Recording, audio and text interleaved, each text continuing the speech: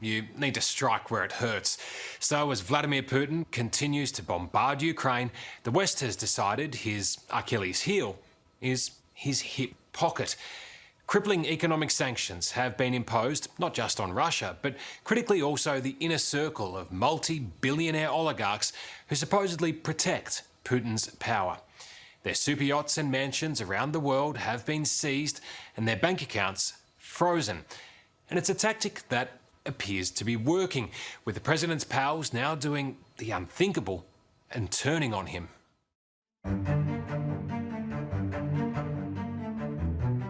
The Italian Riviera might seem an unusual place to start a story on Russia's war with Ukraine, but the reality is a battle has also been raging here on the beautiful blue waters of the Mediterranean. When it comes to the vessels in the port at San Remo, size matters. But this week there have been 2 mega yachts turning heads for all the wrong reasons, with unexpected guests on board.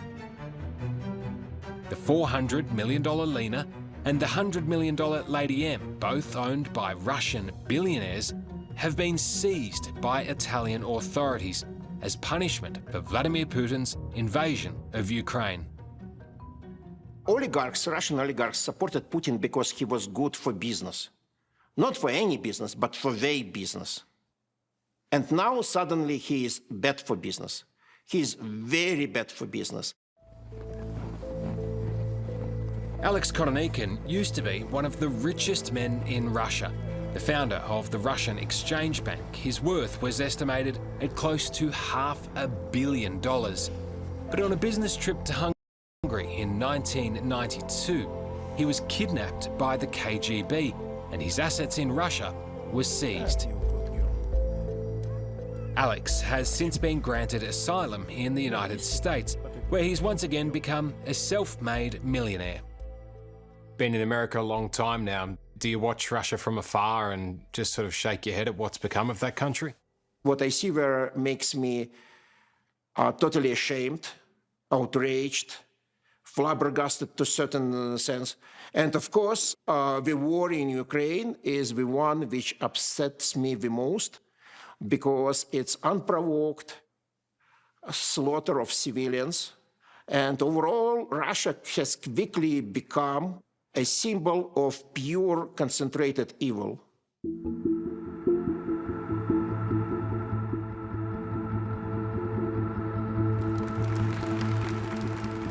A staple of Vladimir Putin's stronghold on power for decades has been his cosy relationship with the billionaires of Russia. Many of them are so rich because of favours from the president, and in return, they supply support at home and abroad for the regime.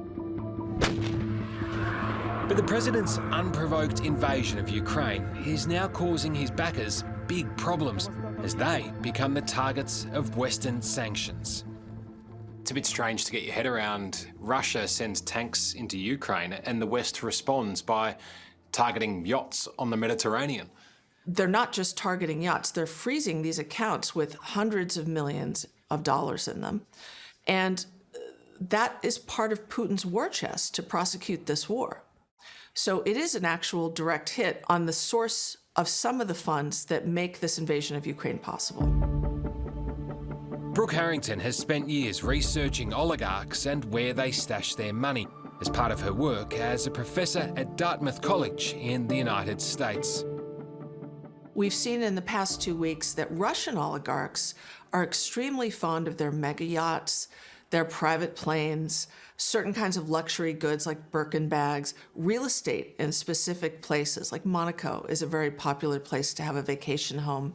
Also, villas in the south of France or in Italy. Sometimes it's having a specific offshore structure, or being able to say, ooh, I have a Swiss wealth manager, or my watch is worth $100,000. Not only have yachts like the $800 million Dilbar been seized in Germany, so too have properties like this Tuscan villa. Roman Abramovich has now been added to the UK sanctions list. On Thursday, multi-billionaire Roman Abramovich became the highest profile Russian to have their assets frozen. hit by sanctions from the British government. In the process, he lost control of his pride and joy, the world-famous Chelsea Football Club, which he's owned for the last 19 years.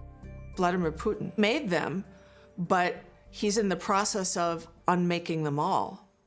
Certainly, he's made them pariahs, which really undercuts the main form of payment they get.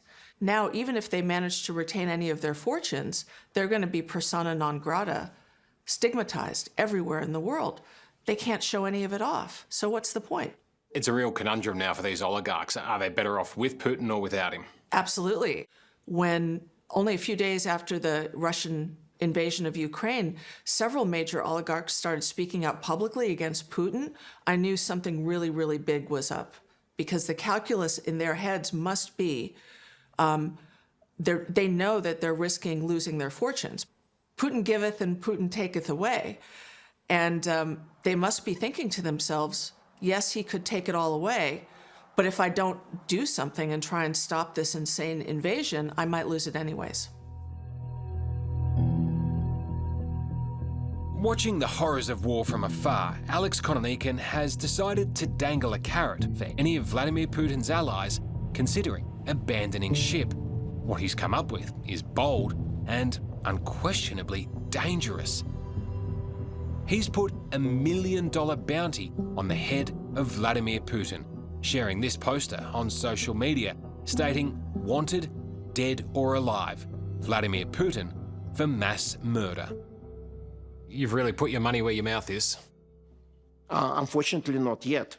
I'll pay that money when that arrest happens, if that person who arrested Putin decides to accept my offer. It would be my pleasure. The thought that somehow, even in a minuscule fashion, contributed to it would make me happy. Do you think the world would be a better place if Putin was dead? Oh, absolutely. I'd be one of millions of people who would celebrate his death. I think between him and Hitler, it would be a close competition regarding how many people would cheer a news of his death. Alex now says part of his intentions have been lost in translation, clarifying that he doesn't want someone to murder Putin, instead hoping a member of his inner circle arrests the president. Putin has a well-known track record of killing his political opponents. There must be part of you that worries that you will now be a target. I am aware of the risks, but I didn't want to be frightened into silence. He now has so many enemies. I don't think I'm even in the first volume of his list of targets. He has much larger problems on his plate right now. Whether it be the brave protesters on the streets of Moscow or the Russian billionaires now pledging their support to Ukraine, the loyalty Vladimir Putin once commanded appears to be cracking. Having been in the Soviet Union when the Iron Curtain collapsed, Alex knows when regime change comes, it can come very quickly. It just needs some brave voices to get the ball rolling. Now, oligarchs are probably the most dangerous enemies Putin has, and I believe he's acutely aware of it. A lot of people are jumping ship from Putin. Many people are, many rats are fleeing that sinking ship, yes. And if one of those rats wants a payday, you're their man. Even if it's a rat. I know that agents of change are not necessarily angels, but they are needed in the history to cause that change. Hello, I'm Tom Steinfort. Thanks for watching 60 Minutes Australia. Subscribe to our channel now for brand new stories and exclusive clips every week. And don't miss out on our extra minutes segments and full episodes of 60 Minutes on 9now.com.au, as well as the 9Now app.